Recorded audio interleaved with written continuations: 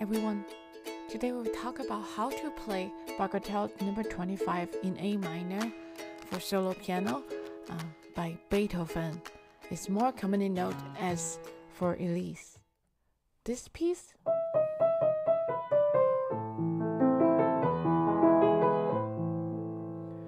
is actually written in a rondo form, which can be described as A, B, A, C, A, which meaning A section actually repeats 3 times.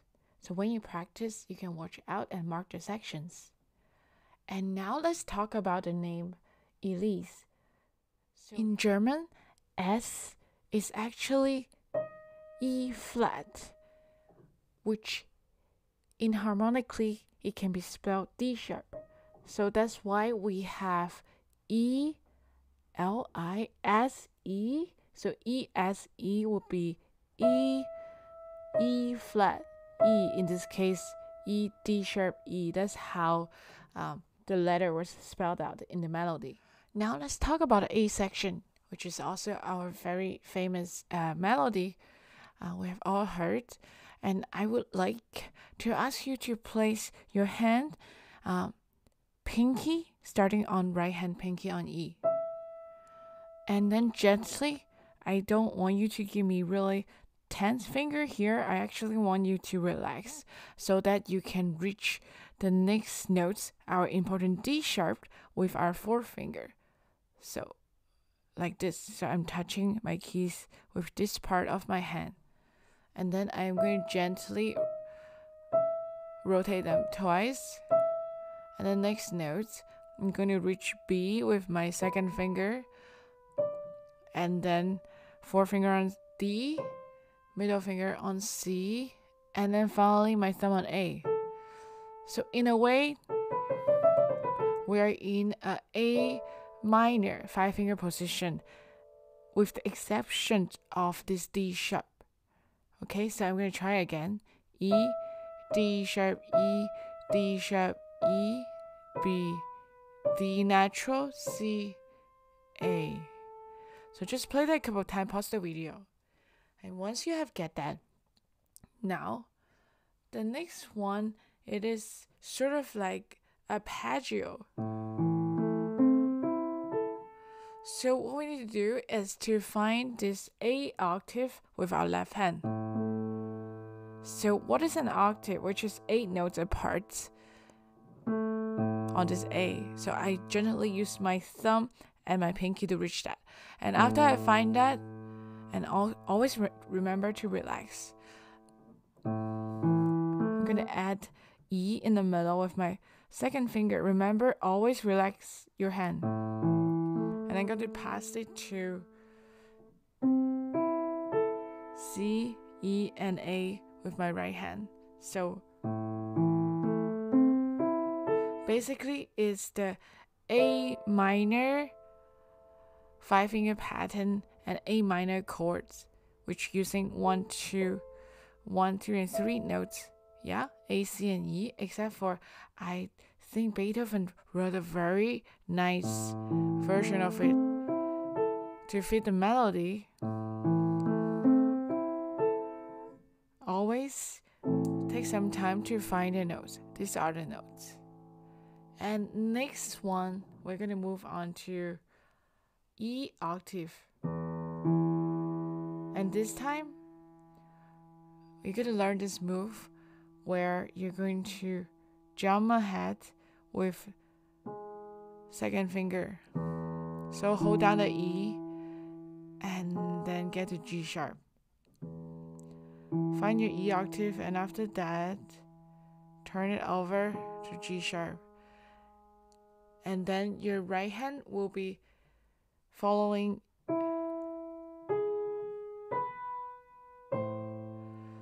So I use 1, 2, 4, 5 here because I can play all 4 notes. And then when I hit a C, my left hand is going to use 5, 2, 1 to play the first position that we were doing. And that's it. That's our theme. And then from there on, we just add one note, which is this E, and then we're gonna reach the beginning E that we started on. Remember, the beginning E that we started on is not this E that's right above middle C. This one happens at the second time. And so this is one octave above the E that is above middle C.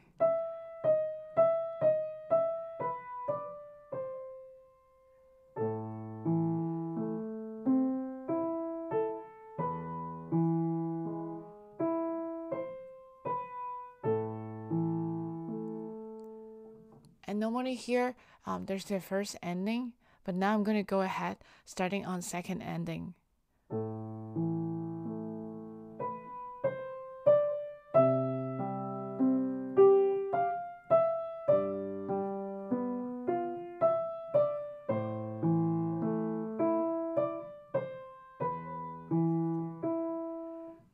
So for the second line, the left hand is doing very similar fingerings for. See, I can still use 5, 2, 1 on this C major chord, and then on this G major chord, I use 5, 1, 2, just same as the beginning, like when I wanted to reach that one. Yeah.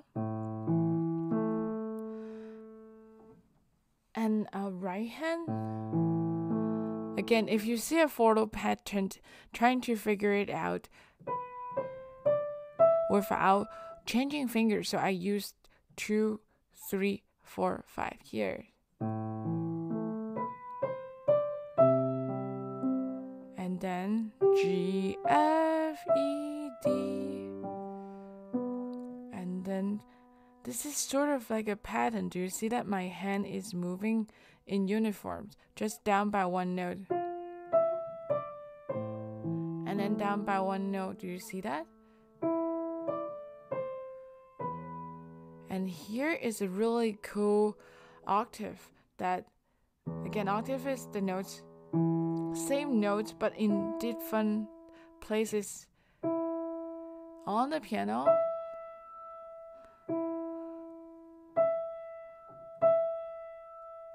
So I use 1, 2, 3, 4, 5 different E's, but in this pattern. So again, when any two of them, I would have to stretch with my hand. So this is what I'm doing: 5, 1, 2, and then right hand 1, 5, and then 5, 1, and then 1, 5. Yeah, so I'm doing left, right, left, right.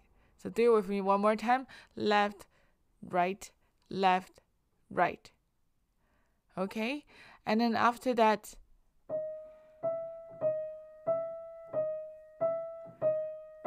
also left, right on this D sharp E, D sharp E, D sharp E, D sharp E, and then 2 more times.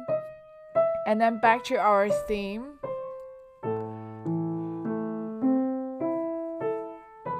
And then everything is the same as the beginning. Now we're going to start the B section, which is starting on this melody.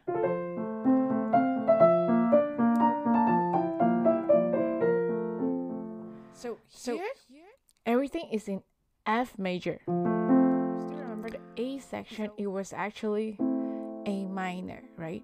So this is, we call it Alberti bass. Onto F, B flat D, a lot of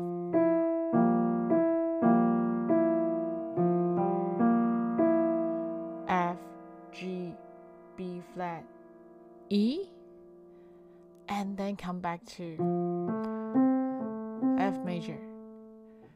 So practice with me, just left hand. Left hand is really crucial.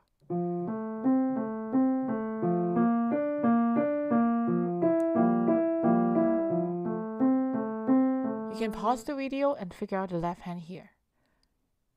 Now the right hand, there's a grace note on this F major chord.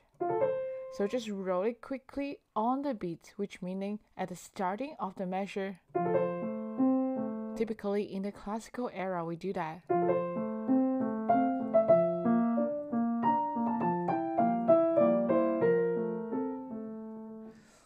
So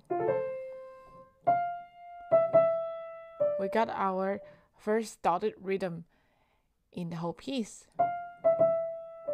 So long, short, long, long. And then again, dotted rhythm on B flat.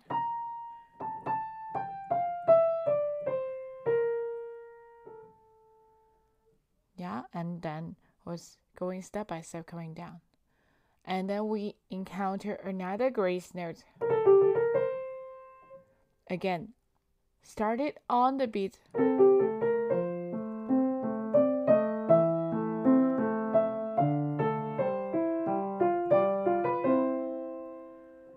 Now our right hand is going to play this pattern starting on C, G, yeah.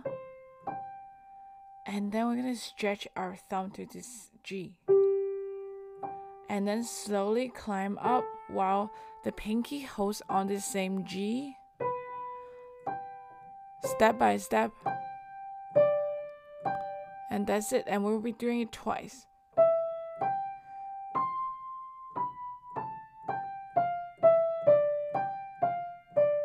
This is second time.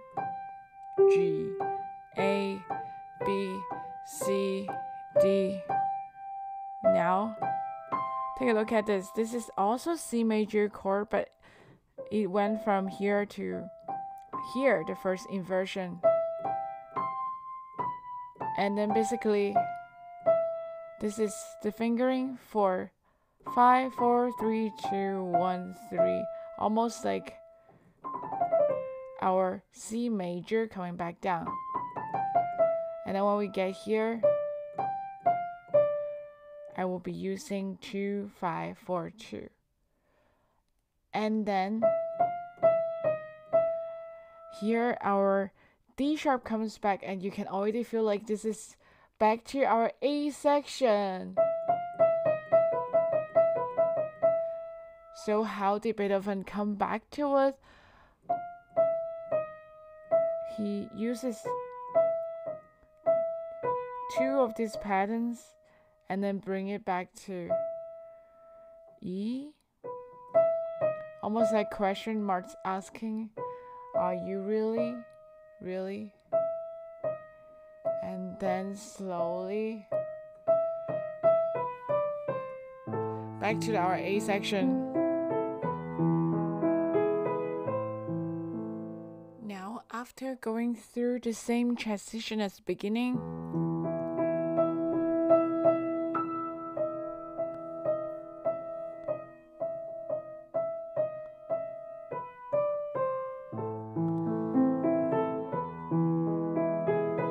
it seems to be the same, right? But it's actually going to our C section. So in the C section, it actually has a very dramatic and different contrasting material here, using this bass, repeated bass on the left hand, and it eventually becomes this fifth with D and A, and then with the bass climbing up chromatically, which meaning going up by half step. And then eventually even the top goes down a half step, and then come back to A and reinforce with A, and then went to B flat, up by a half step, and then up by another half step, B natural. So you will see that in lots of compositions, composers do modulate and move through these chromatic scales. So chromatic scale we're talking about like this. So we go up and down by half steps. Now let's take a look at our right hand in the C section. So first chord is a diminished chord. diminished seventh. The reason why, hear how dramatic that is. Definitely it wanted to resolve and keep moving. Another one, and then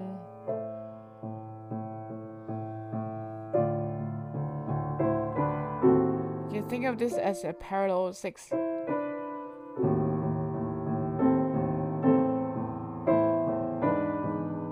Again, practice your left hand and then add your right hand. And the second time, it went to a different key. This is B flat major, B flat, D and F, both hand together.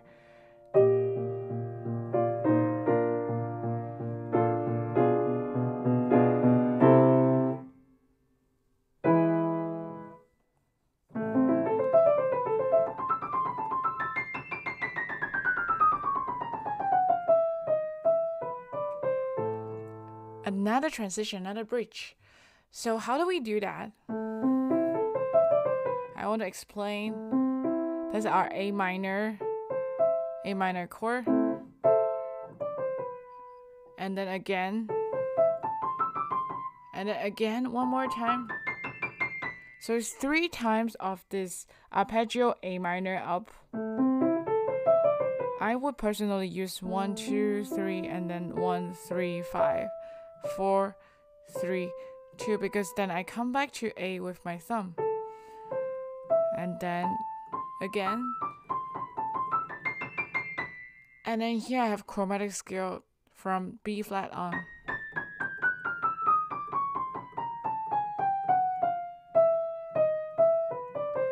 For chromatic scales, you can watch my other tutorials that explains that.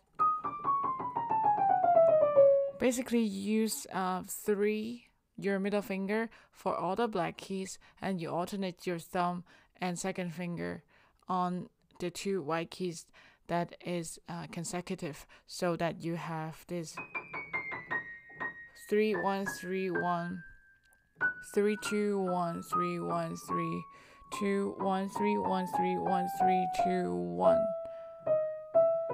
and then that's back to our A section. And that should bring us right back to our A section, which is the last time we repeat this theme in our A, B, A, C, A rondo form. So I hope you enjoyed this tutorial, and hopefully you can practice and let me know